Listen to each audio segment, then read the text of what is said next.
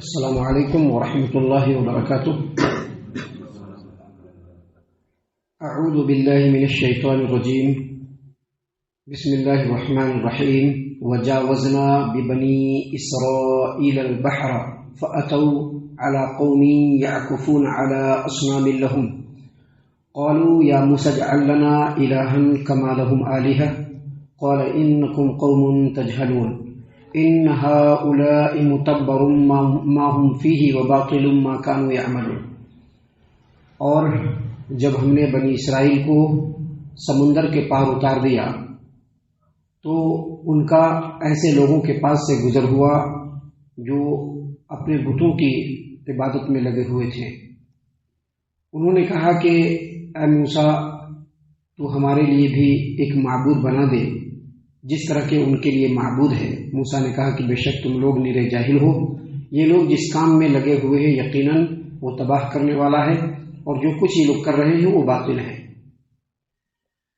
محترم سامعین کرام، سورۃ الاعراف سورہ نمبر 7 اور اسی سورت سے آیت نمبر 138 139 یعنی 138 139 یہ دو آیات آپ کے سامنے تلاوت کی گئی، اور دونوں آیتوں کا ترجمہ بھی بفضلہ تعالی آپ کی خدمت میں پیش کیا گیا۔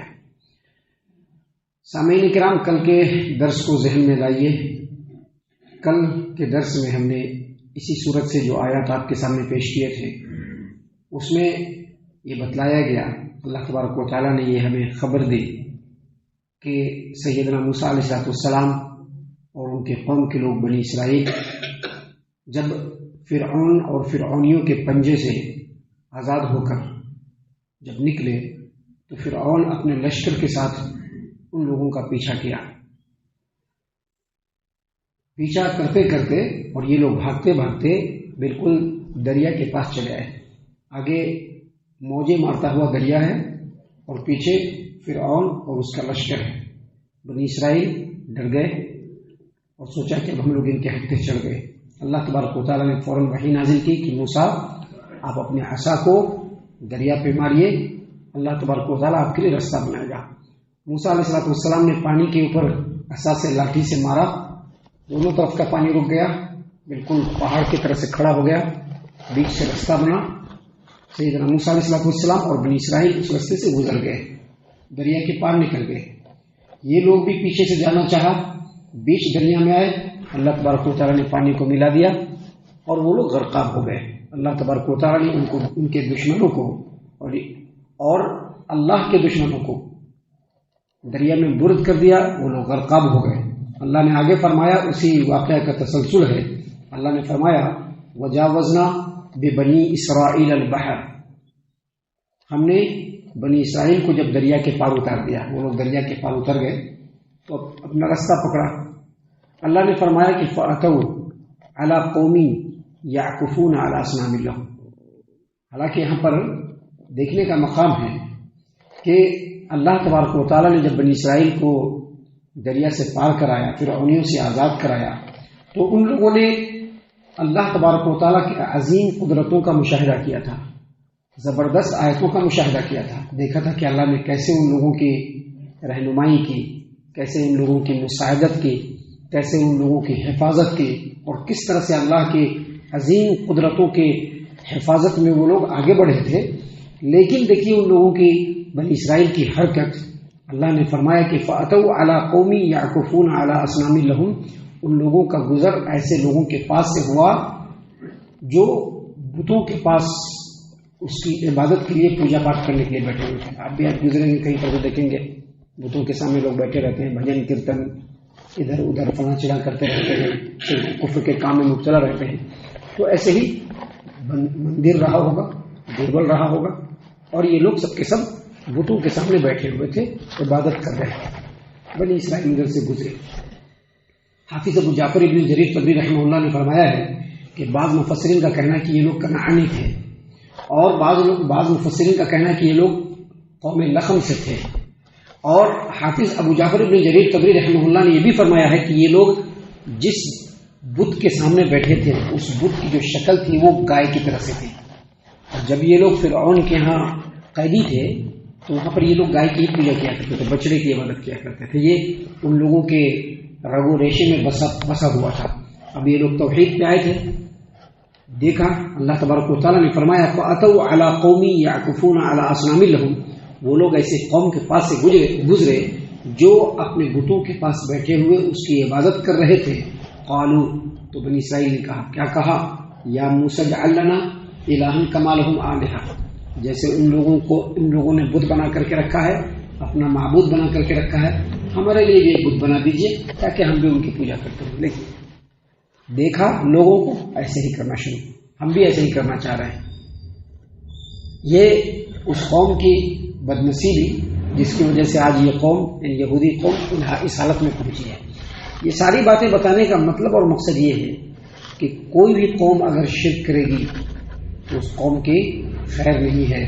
مسلمانوں کی جو حالت آج کے ڈیٹ میں اس قدر خراب ہے اس کی وجہ بھی یہی ہے کہ مسلمان لوگ بھی پیر پرستی میں، امام پرستی میں، علماء پرستی میں، اکابر پرستی میں لگے ہوئے ہیں، اور اس لیے اس قوم کا یہ برا حال ہے. اللہ تبارک و تعالیٰ اس لیے فرما رہا ہے کہ ان لوگوں نے کہا یا موسیٰ اجعل لنا الہا کما لہم آلہہ.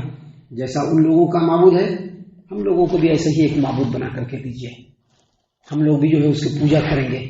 تو موسیٰ علیہ السلام نے کہا، اللہ نے فرمایا قال، موسیٰ نے کہا انکم قوم تجہلون، تم لوگ یقیناً بالکل جاہل قسم کے لوگ ہو.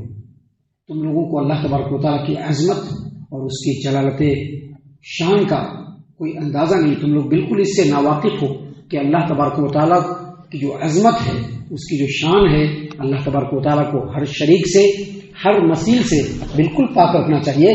تم لوگ بالکل جاہل قوم ہو.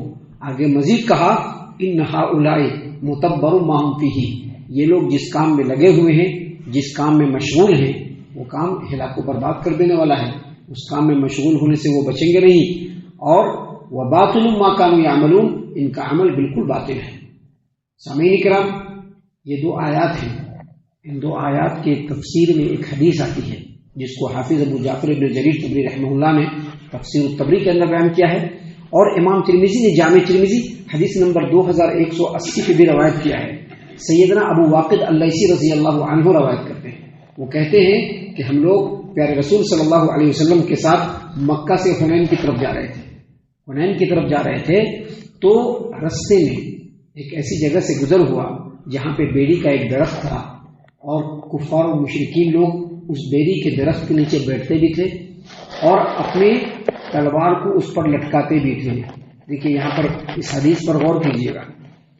حدیث کے الفاظ ہیں کہ اس بیری کے درخت کے پاس کفار و مشرکین لوگ بیٹھتے بھی تھے اور وہاں پہ اپنے تلوار کو، اپنے اسلحہ کو لٹکاتے تھے. اور اس درخت کو کیا کہتے تھے؟ ذات انوات. ذات انوات کہتے تھے. کہتے ہیں کہ جب ہم لوگ آگے بڑھے تو آگے ایک اور پیڑ ملا بیری کا، جو بالکل سرسبز و شاداب ہرا بھرا پیڑ تھا. تو ہم لوگوں نے کہا نبی اکرم صلی اللہ علیہ وسلم سے کہ جیسا ان کے پاس ذات انوات ہے نا، جس کے نیچے وہ لوگ بیٹھتے ہیں اور اپنا اسلحہ لٹکاتے ہیں، ہمارے لیے بھی مقرر کر دیجیے تاکہ ہم لوگ بھی اس کے نیچے بیٹھیں اور اس پر اپنا تلوار لٹکائیں. تو اللہ کے رسول صلی اللہ علیہ وسلم نے فرمایا قسم اس ذات کی جس کے ہاتھ میں محمد کی جان ہے، میری جان ہے، تم لوگ بالکل ویسے ہی کہہ رہے ہو جیسے موسیٰ کی قوم نے موسیٰ سے کہا تھا. کیا کہا تھا؟ اجعل لنا الہا کما لہم آلہہ. جیسا ان کافروں کے پاس معبود ہے ان لوگوں کے لیے بھی معبود مقرر کر دیجیے. تو موسیٰ نے کیا کہا؟ انکم قوم تجہلون، تم لوگ نرے جاہل لوگ ہو. تم لوگوں کو اللہ کی عظمت کا اندازہ نہیں ہے.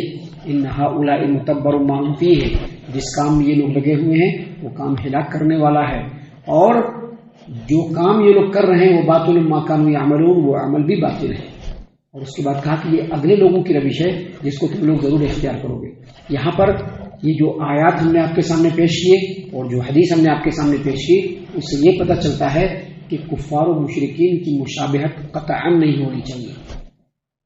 قطعا نہیں ہونی چاہیے. آج کل دیکھیے گا مسلمانوں میں ایک پیر صاحب کو مقرر کر لیں گے، چاروں طرف سے لوگ بیٹھ جائیں گے، ان کے ہاتھ کو چومیں گے، ان کے ادھر کریں گے ادھر کریں گے. یہ ساری چیزیں غیروں کی روش ہے. مسلمانوں میں یہ روش نہیں دیکھا گیا ہے. صحابہ نے ایسا نہیں کیا ہے. صحابہ نے ایسا نہیں کیا ہے. تو جب مسلمانوں میں یہ روش کبھی نہیں پایا گیا تو مسلمانوں کو یہ روش اختیار نہیں کرنی چاہیے. بلکہ کفار و مشرکین کی یا بدعتیوں اور خرافاتیوں کی کوئی بھی بات ہرگز اس کی مشابہت اختیار مسلمان جو پکے سچے ہوں نہیں کرنی چاہیے۔ ہم اللہ سے دعا کرتے ہیں کہ اللہ تعالی ہم تمام کو ان باتوں کے اوپر خوب غور و فکر اور تدبر کرنے کے ساتھ ساتھ ان باتوں کے اوپر عمل کرنے کی بھی توفیق عنایت فرمائے، آمین۔ اللہ تعالی ہم تمام کو صحیح معنوں میں پکا سچا مومن مسلمان بنائے، اللہ اور اس کے رسول صلی اللہ علیہ وسلم کی اطاعت و فرما برداری کرنے والا بنائے، صحابہ کرام رضی اللہ عنہم کے طریقے پر چلنے والا بنائے، جنت الفردوس میں جگہ عطا فرمائے۔ اے اللہ ہم تمام کو جہنم سے پناہ دے، اے رب العالمین ہم تمام کو جہنم سے پناہ دے، اے مالک الملک ہم تمام کو جہنم سے پناہ دے، آمین یا رب العالمین۔ وما علینا الا البلاغ المبین۔ تبارك الذي نزل الفرقان على عبده ليكون للعالمين نذيرا